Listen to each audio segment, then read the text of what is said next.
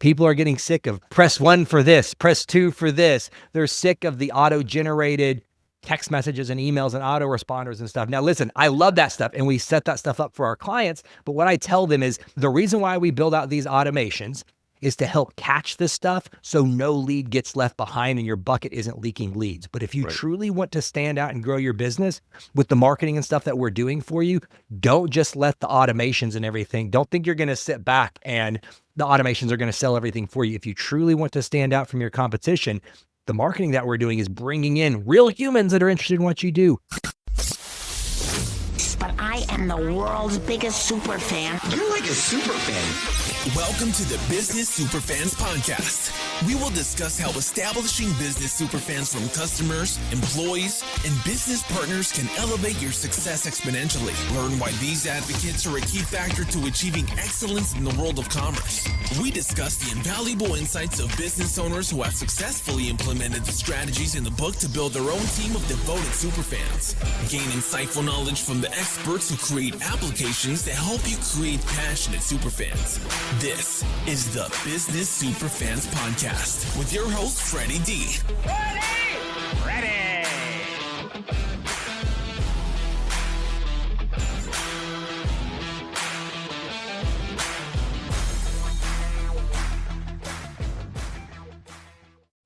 This episode is brought to you by our sponsor, Ninja Prospecting, the outreach team that makes cold connections feel warm and real. If you're tired of spammy DMs and the generic LinkedIn messages that go nowhere, Ninja Prospecting flips the script. They help coaches, consultants, and service-based business owners spark real conversations through strategic, human-first outreach. No bots, no fluff, just honest, data-backed messaging that sounds like you and actually gets replies. Talk to my friend Adam Packard and his team. Whether you want to do it yourself, get guidance, or fully hand it off, they've got you covered.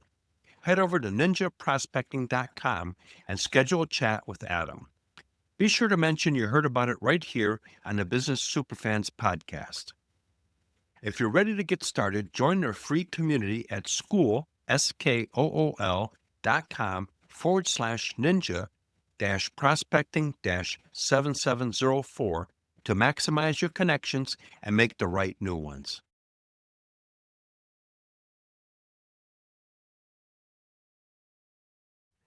Hey, Superfans, Superstar Freddy D here. In this episode 145, we're joined by Sean Garner, an entrepreneur, marketing strategist, and the founder of Sean Garner Consulting. Sean has spent over a decade helping service-based businesses, from health and wellness companies to law firms and home service providers, simplify their marketing and grow with clarity and confidence. A former gym owner, firefighter, and faith-driven family man, he brings real-world perspective to the challenges entrepreneurs face while balancing life's priorities. With his knack for turning confusion marketing tactics into clear, actionable steps, Sean has empowered countless business owners to become the trusted go-to choice in their markets. Get ready for an insightful conversation with Sean. Welcome, Sean, to the Business Superfans Podcast. Excited to have you on the show. You and I had a good conversation before we started recording, so welcome to the show, Sean. Mr. Freddy D, I am excited to be here, sir. Thank you so much for the opportunity to connect and to come here, and hopefully we serve and add a lot of value to your audience. Yeah, definitely. Sean, let's go back to the beginning. You've got a great digital marketing agency. You do a lot of things for small businesses, but how did it all begin? How did you get there? Great question. Long story. We'll try to give you the short version of it. But my wife and I, we've owned multiple different businesses in a lot of different industries for a long time. And how the marketing agency came to be is unfortunately because of me getting burned by several other marketing agencies. I was realizing that I was paying them for things that I really didn't know or understand. And because they would make it so complicated, it was tech speak. And I didn't really understand what I was paying for. I wasn't really getting any results for it. As we started owning other companies and I started to get more into the online space, I did a lot of stuff. We owned gyms for a long time and I transitioned into the online fitness space. And so as I was doing that, I thought, well, it can't be that difficult. I can figure this stuff out. And so I'm pretty tech savvy. Started to figure out basics with digital marketing, building websites, search engine optimization, funnels, automations, email marketing, text, all of the things. And then I started having friends asking me that were also in the fitness industry, hey, are you doing all this stuff, selling these online fitness products or your online training and stuff? I was like, oh yeah, it's super simple. And as I would explain it to them, it would just be like all over their head. And I'd be like, how about I just do it for you? And then me just trying to be helping my friends out, they would eventually be like, shouldn't I pay you for this? I was like, oh yeah, that's actually a good idea. And so it started out as just trying to help some of my colleagues and other friends that were in the fitness industry to create their own online fitness products and everything like that. And then 2020 happens, COVID hit, and now all businesses need to go online. I had my attorney actually reach out to me. He's like, hey, all of this website and digital marketing stuff that you're doing for like these personal trainers and gym owners, do you think it would work for me? I was like, well, yeah, I mean, it's all the same, but we were talking right before the show. It's all the same basic fundamentals. Of course it could. Right. So I built all of his stuff out. And then my wife was launching another business, which is actually my wife's a medical provider. And so she was launching her functional medicine practice. And she was like, hey, you already know how to do this marketing stuff.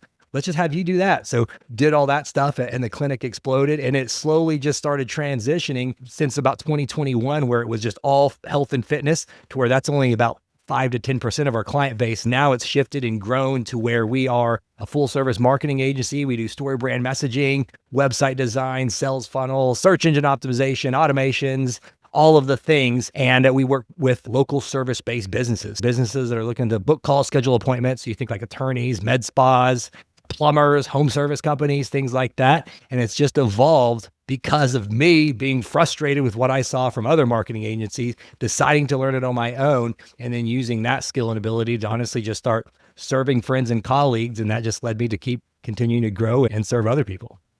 Oh, what a great backstory. What was the biggest thing that you ran into with the other agencies that you used in the past that weren't delivering what they said they were going to be delivering?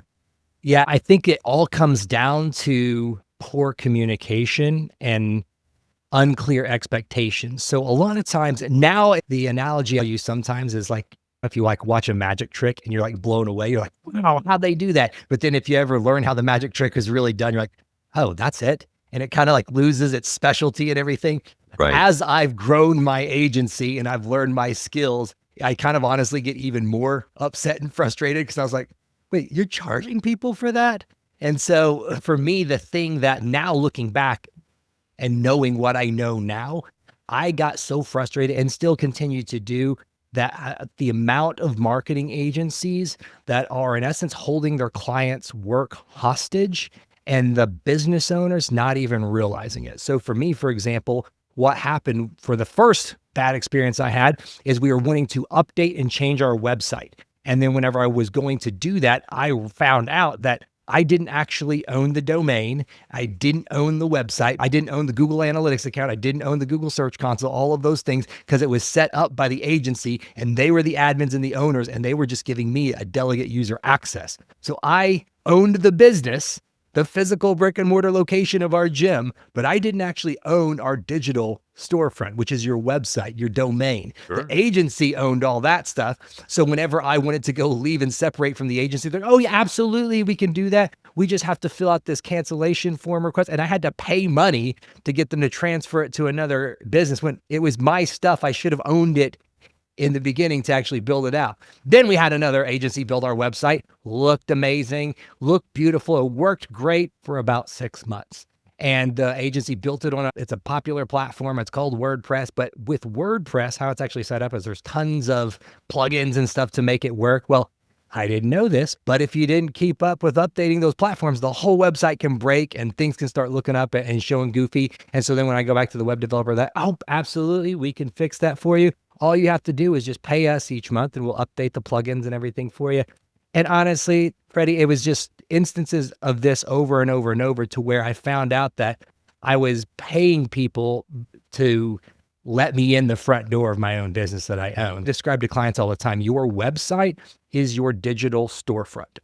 Sure. You would not pay a general contractor monthly to come to your business every day and unlock the front door for you and let you in your physical location that you own. But so many small business owners do that with their digital storefront. They expect, oh, I've got a website guy. He takes care of that for me. But they don't really realize what they own and what they don't own. And honestly, it's so frustrating for me now because a big part of whenever we're building websites for clients, because honestly, we are a lot of clients' second or third agency because they've gotten burned in the past, how much work we have to do working with their existing agency just to get ownership access to the actual business owner. And if you don't know, if you're ignorant on the tech side of things of how hosting, domains, websites, and those account setups work, it's really easy for small businesses to get taken advantage of because honestly, most of the time they're like, I know I just need a website. This guy said he's going to do it. My cousin Bob's going to do it for me. And he doesn't realize that Bob really doesn't know what he's doing, or Bob not maybe the best choice for them. And they're keeping ownership access, and the business owners don't actually own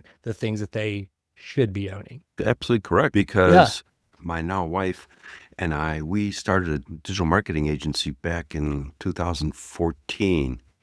And we were focusing on directory listing when that was really kind of big. And so we were competing with Yex when they first came out. And we never lost to them because we were the first agency that actually focused on verticals.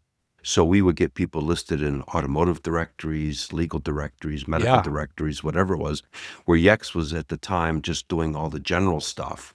We went vertical, and that was our differentiator. And we ran into exactly what you're saying. There was a restaurant back in Michigan, actually two of them both of them were restaurants, and they didn't own any of their stuff. And one restaurant got locked out of everything. We ended up redoing everything for them and making sure that they had a full ownership because they did not own their domain. They did not have exactly what you just said. So we redid everything for them because we got them to list the directories, but then we found out that they didn't have access to anything.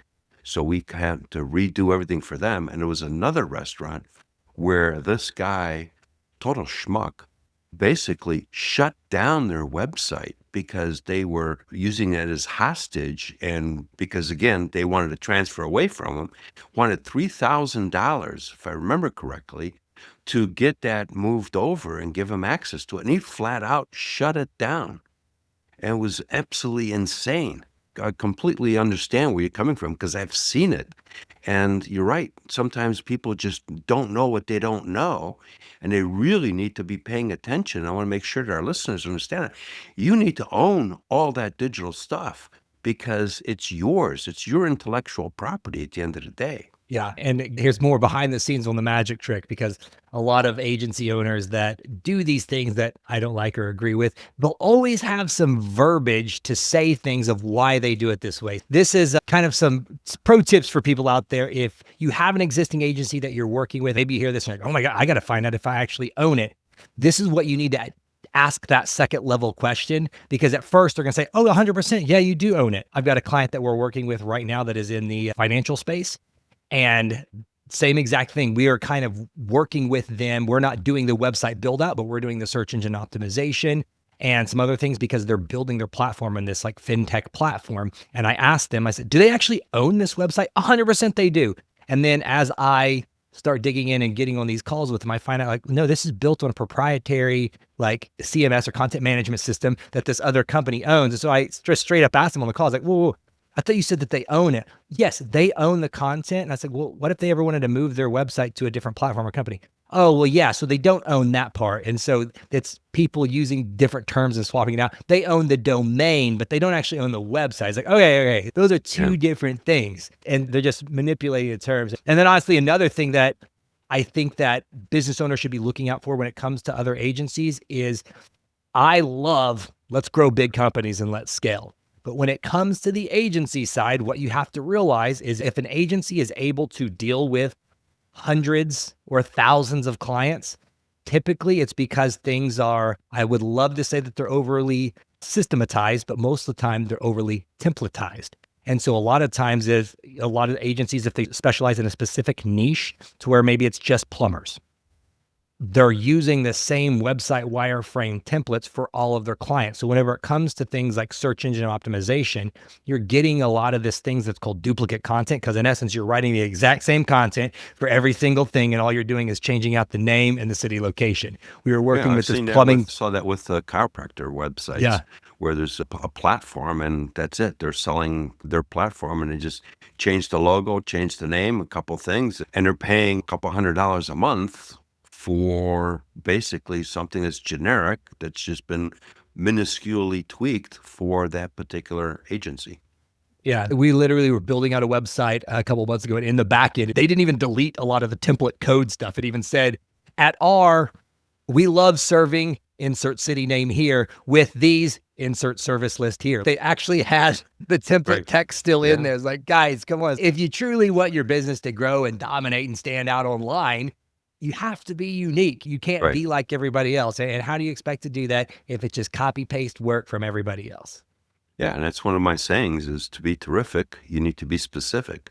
And if you're specific, you will be terrific. And that's really that's one of the things that you're doing is you're really helping people become unique and specific for their market space and the value that they bring, because I looked at what you guys are doing. That's really the differentiator, because that's the first impression somebody gets. In today's world, first thing we do is we pick up our phones, we look at what it is, and then the next thing we do is we look at the reviews, and that's the second thing, that's the social proof that we're all after. And so we take a look at what the reviews are, because you and your wife, or me and my wife, we go to the restaurant while we're driving saying, hey, where do we feel like going? I don't know, let's take a look at what's in the area. And the first thing we're doing is take a look at what other people have said.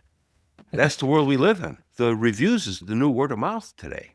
And so it's important that first impression is powerful and resonates with the audience that you're targeting.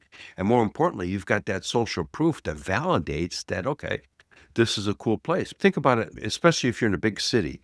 You're walking around and you look at, and I've seen this, I lived in Chicago for a while. There's two restaurants next to one another. One is semi-empty. The other one, there's a line to get into, and they're next door. And you're wondering, why is this line? Well, this one's got the reputation, and the food quality is ideally the same, because I've done it. I've gone to both of them to test it out, and the quality is the same. This one's got the reputation, and so everybody's going there, and that's the one that's got the line, because we all want to go where everybody else is going. So what you're doing is you're helping that business that you're working with develop their unique brand, and then validating that everybody's going to this place. 100%, because like exactly what you just said is the social proof aspect of it matters so much. What a lot of business owners, maybe they don't fully understand how it works, is they think that, oh man, I've been in the industry, I've been doing this job for 20, 30 years. This is a family business. This is legacy. We're a third generation home builder. And so they assume that because they've been doing it in the real world and they've got all of this social proof and experience, that if they build a website, well, it's just going to be flooded because I've got all this experience. Everybody's going to come to me. What people sometimes struggle to realize is Google, the online space, has no idea what you've actually done. And if you take a bigger step back and think about why it's set up that way, is because it's to help prevent people from just spinning up websites and everything being equal, because that's how people unfortunately get spammed and taken advantage of. Because if everything is the same, well, then what's that differentiating factor? And so in the online space, that's why things like Google reviews are so powerful, because for one, it's honestly difficult to fake Google reviews. Like you have to have a Google account and everything. You just can't like pay somebody to make a testimonial video for you or anything. It carries a lot of weight to actually be able to get those reviews. And then on the website side of things, whenever you start talking about things like SEO and search engine optimization, well, how does Google know which home builder business to show up higher on Google? It's not just because you are really good at what you do and you've been doing it for 40 years. Google has no idea. So how you get that social proof? Yeah.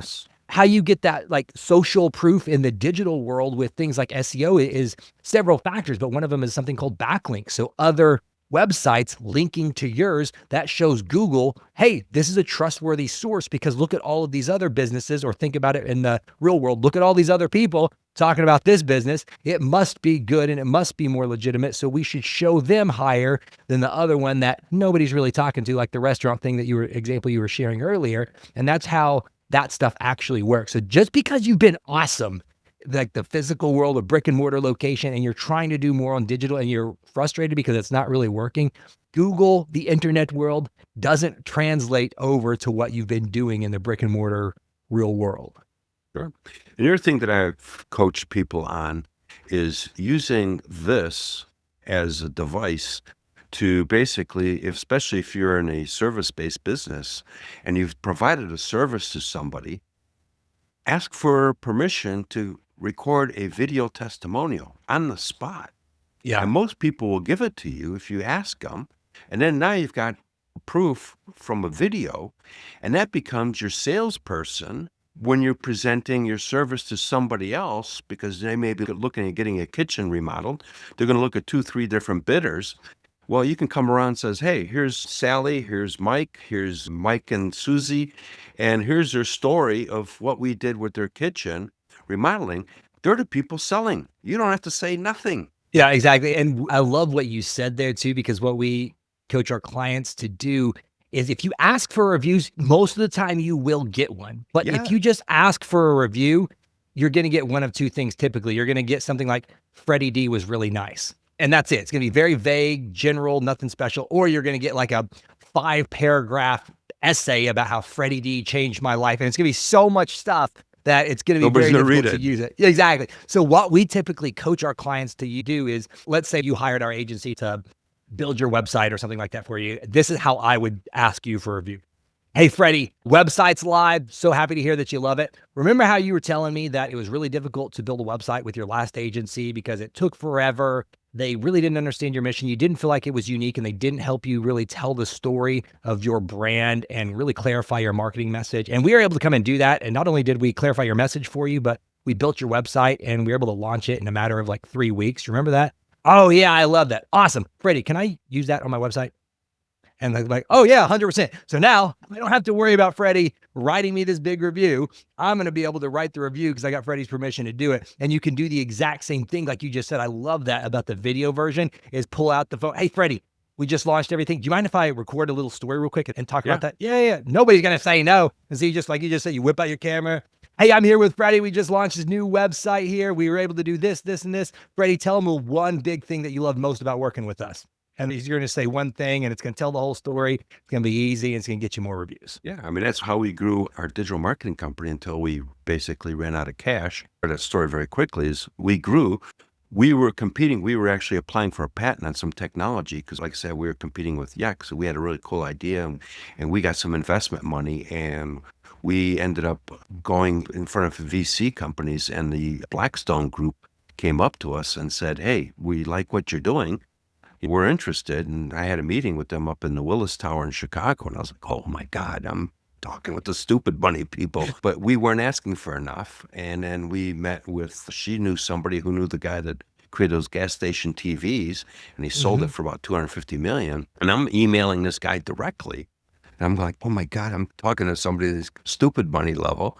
And he says, yeah, we're interested. And we met with his team and presented our stuff. And they said, yeah, we like it. Finish building the boat and show us that it can leave the dock on its own power, and we'll put money in to help you scale. I was like, well, I need money to finish this thing.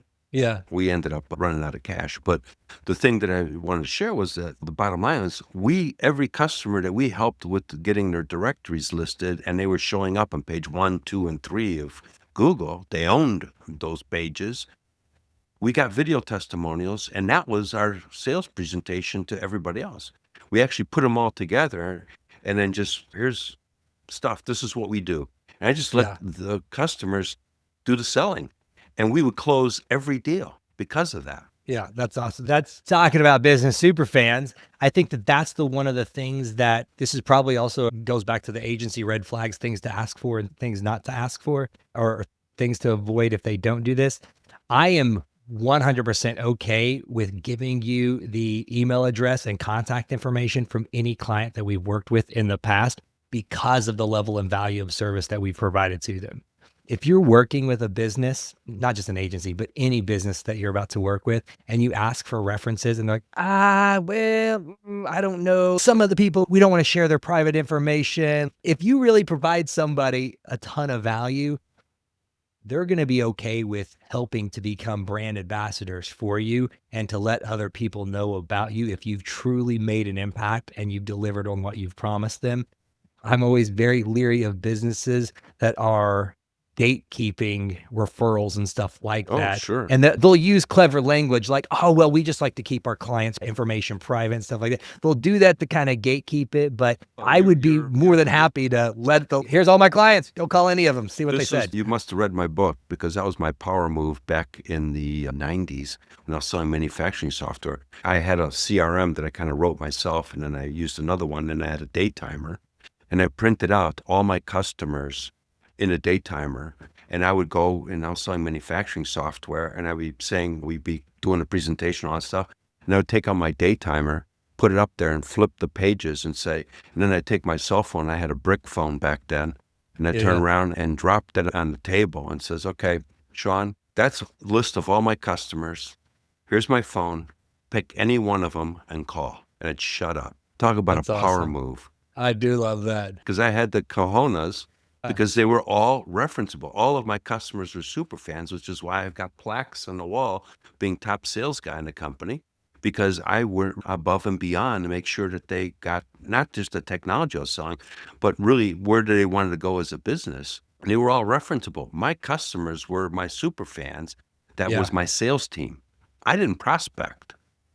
I got everybody to prospect for me. And so all I was doing was basically closing deals that they were handing to me ready to go. Exciting opportunity for quality business owners, but also the sad fact of the matter is it's a lot easier to be, in my opinion, create super fans now than it was back in the day, because honestly, it feels like so many small business owners, they've kind of gotten lazy. And what I mean by that is I love AI. We leverage AI and stuff like that all the time with the agency, with helping our clients set up stuff. But if you rely 100% on AI and automations to run all of your business, how is that unique from all of your competitors?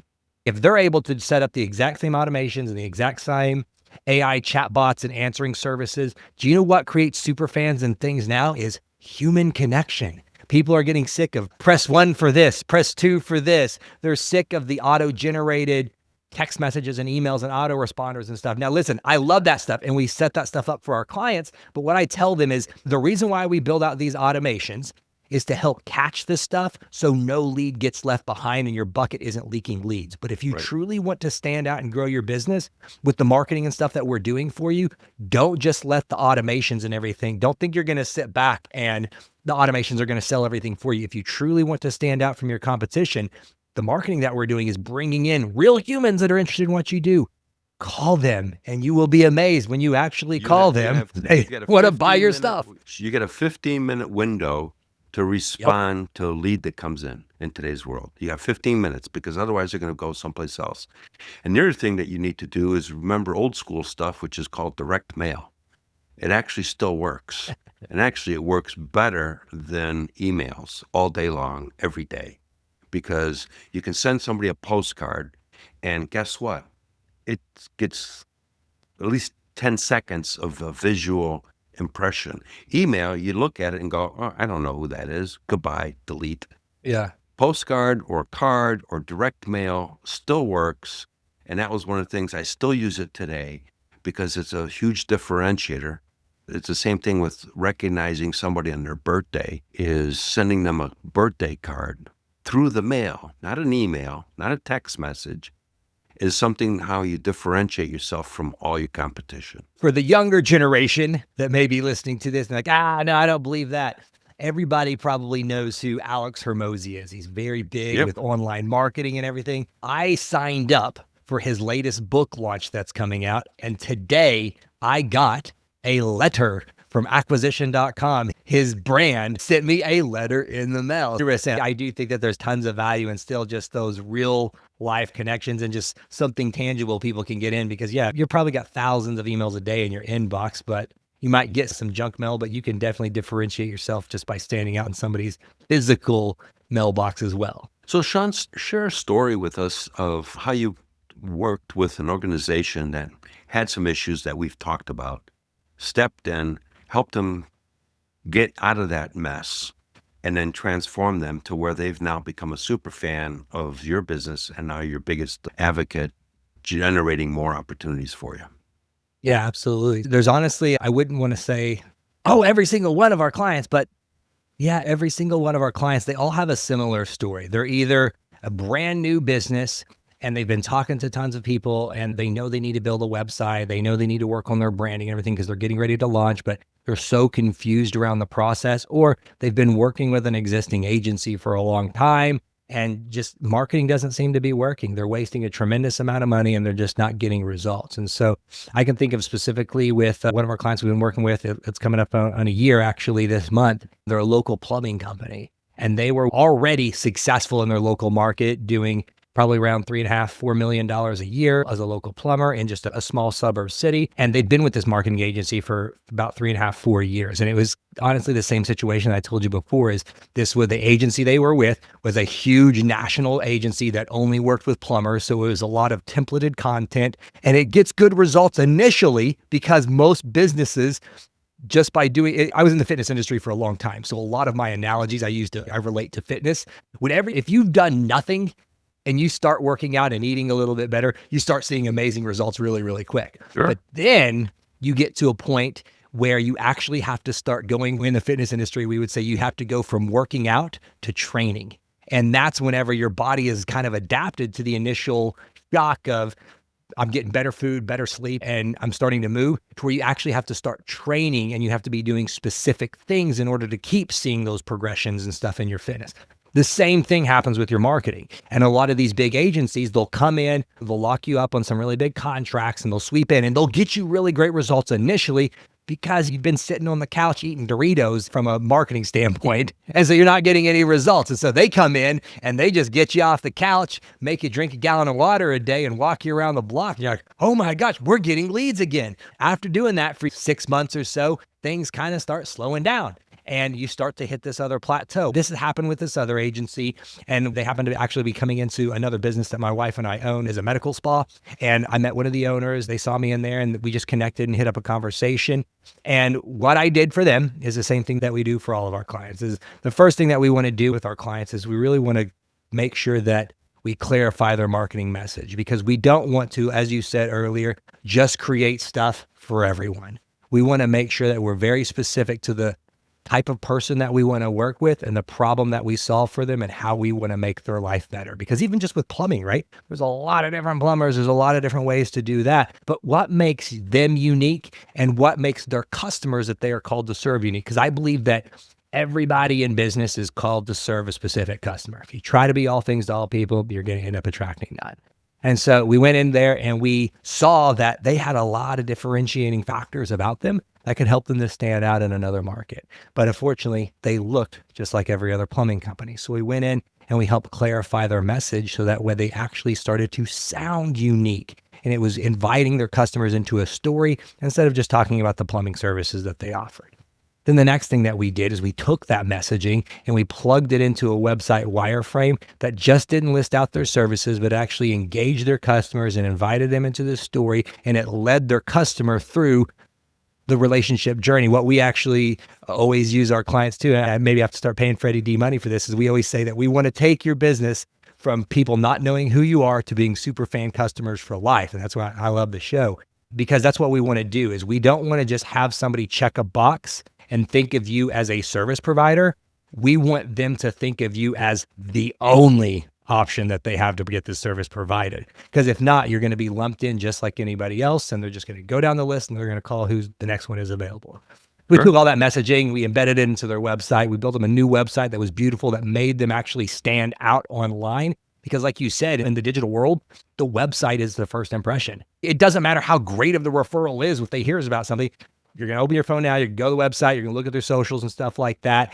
And we want to make sure that digital presence really makes you stand out and differentiate yourself from the competition. So we built them a beautiful website. My dad joke is, Field of Dreams was a great movie, horrible marketing advice. Just because you build it doesn't mean they will come. So then we really took over their search engine optimization strategy, because they were already doing really well in their local market.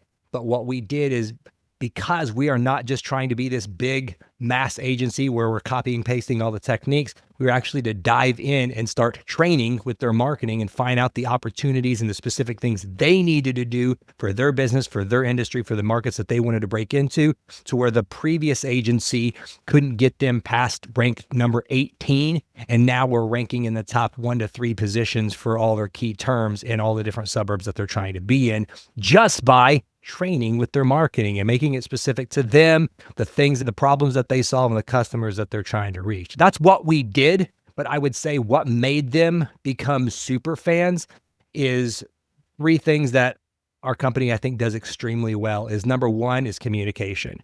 We overly communicate with our clients, because I know if you've ever hired an agency or business before, that you don't ever want to feel alone on an island. We want to overly communicate because we want them to know that we're not just taking their money and running from them, right? We're always here to serve them. That's the verbiage that we use, is we're there to serve our clients. And so in order to serve somebody, that means you have to be readily available for them. I'm not saying you can't take days off, but to truly serve people, it's going to be inconvenient sometimes. That's what being a servant is. The second thing is we overly communicate. The second thing is we are incredibly fast. Even though we are not copy paste templates from everything, our speed makes us look like it is, not because we have templates, but because what I said earlier, systems. I'm a huge systems guy. So we have systems and checklists and processes for everything. So if we start a website for a new nonprofit today, but before we actually start the website build out process, we've already created all the copy, created all the digital, got all the assets, built out the automations and stuff on the back end. So whenever I give it to my web developer, she can build out a website typically in about 1 day now, because we've done a lot of checklist process to give it to the web developer, and she just knocks it out. And the third thing is kind of the overall thing is we say, go the second mile. And back in the day, Roman soldier, whenever they were taking over territories, they could stop anybody and have that for the places that they were occupying, and they could make anybody carry their bag 1 mile. And so to really stand out, we want to call our people to go the second mile. So do more than you're expected to do. I always want to under promise and over deliver for my clients. If we tell them that we're going to have the website done in 4 weeks, internally, our deadline is 2 weeks, just so we can really try to make sure that we can over deliver for our clients and go that second mile for them. Yeah, that was one of the things that I did when I was selling the manufacturing software in the manufacturing space. And that's one of the things that differentiated us is I would talk about the whole implementation aspect of the technology. And I would ask the owners, okay, when do you want to be profitable? And the answer was as fast as possible. I says, well, let's lay this whole thing out. And so I would take the marker board and we would lay out, okay, you got to run 2 systems simultaneously. You can't shut this old way off. You got to keep this going while we're coming up with this new technology. And we got to do the training and set up systems and processes and everything else. And I had everybody in the room. So that even the guys that were going to be using the computers that were actually going to be doing the stuff. What I did is I bought them some road, because otherwise it'd be like, how come Sean, we bought this stuff. How come you're not using it? Yeah. Why is it up and running yet? Right. So I lay this whole thing out. Basically, I call it as I reverse closed it, because I lay out this whole timeline. This is what it's going to take to be actually profitable. It's going to be, okay, 9 months back then. Based upon the timeline that we just laid out, Sean, I need to have that purchase order today to deliver on the timeline that you and I just put together. It'd be done, because they'd be like, yeah, I just put this together. So you're doing the same thing, is you're helping your customer understand, here's the timeline, here's what's going to happen, here's our process. And here's what it's going to take. And we can't shut this off, but we're going to build this up, and then we're going to make this transition, and then we're going to keep tweaking it once it's live so that it goes. So same process, just different times, but that's how you create those super fans, because you set the proper expectations, and then you go deliver beyond what you've set the expectations, and that's transformative. To truly serve your business, to truly serve your customers, your business has to truly serve. And serving requires sacrifice. You have to go the extra mile for them. You can't be like everybody else.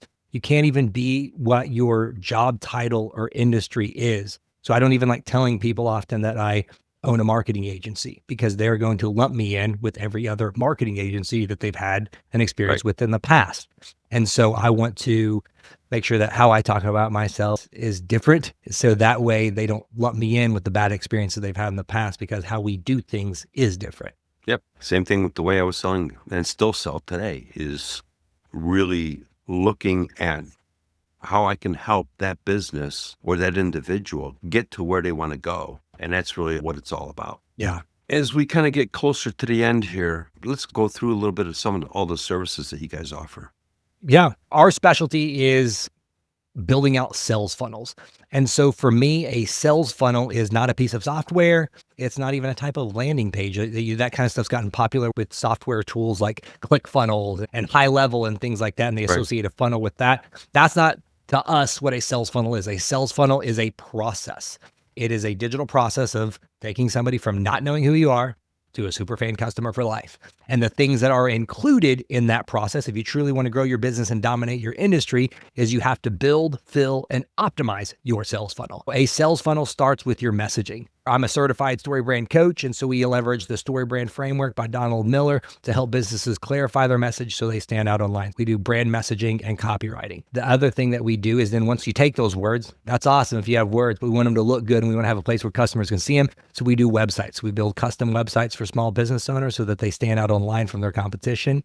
The other thing that we do is we build lead generators for them. So people come to your website, they're not always going to be ready to buy. So we help them put together guides, PDFs, mini courses, ebooks, types of things so customers can leave their information so they can get a little piece of information or a piece of value from you and position yourself as a guide. But that's not the secret. The secret is in the other thing that we do is then we create the automations and the systems to help follow up and plug them into a CRM pipeline so you and your sales team can keep track of. And like you said, follow up with those people within 15 minutes of their information coming across your pipeline. Right. And that's what we do to build sales funnels. But like I said, just because you build it doesn't mean they come. The other thing that we really specialize in is search engine optimization, SEO for local service business owners. So making sure that you're ranking up in the #1 spot, Google for the SERP or the search engine result pages, and the Google Maps or the map pack. And now with these language models, these LLMs and stuff, is making sure that you're showing up in the AI overviews.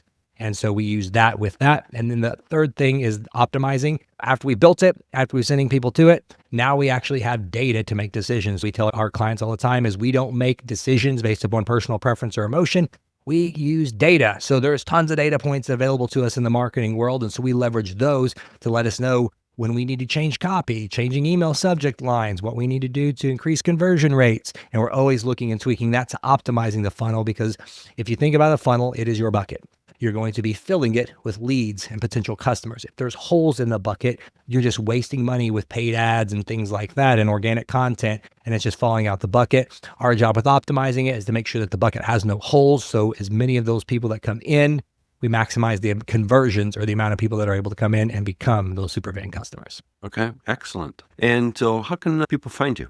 Yeah, the best would be specifically if they're listening to this show is go to our website. It's seangarner.co/business superfan. So it's seangarner.co.co/ business superfans. And we're going to have a special landing page just for your audience. We got some free guides and checklists that we're going to give them with a marketing domination checklist so they know exactly what they need to do in order to grow their business and dominate. We got a website wireframe. So if you already have a website or you're about to build a website, we're going to show you exactly how it should be wired and framed out so it maximizes conversions. We got free Google review scripts on there. So if you do want to get some of those reviews that we talked about earlier, we've got the whole 3-message sequence that you should send for text and emails to follow up to make sure that you get more Google reviews so you stand out of the line. All that stuff's on the website just for your people, seangarner.co/business superfans.